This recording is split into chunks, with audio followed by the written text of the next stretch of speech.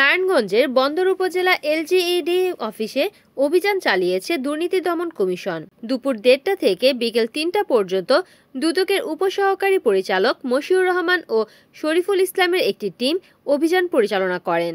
এ সময় তারা বর্তমানে বিভিন্ন চলমান প্রকল্প ও গত ৫ বছরে বিভিন্ন উন্নয়ন প্রকল্পের নথিপত্র নিয়ে যান। অভিযান শেষে দুদকের উপসহকারী পরিচালক মশিউর রহমান বলেন, প্রধান কার্যালয়ের নির্দেশনা অনুযায়ী বন্দর উপজেলা এলজিইডি অফিসে অভিযান চালানো হয়েছে। গত ৫ বছরের উন্নয়ন কাজ ও বর্তমানে যেসব কাজ চলমান রয়েছে সেসব কাজের জন্য তথ্য যাচাই বাছাই করা হচ্ছে। কোনো অনিয়ম ও দুর্নীতি হয়েছে কিনা সেসব কাজের বিষয়ে তথ্য চেয়ে নেওয়া হয়েছে।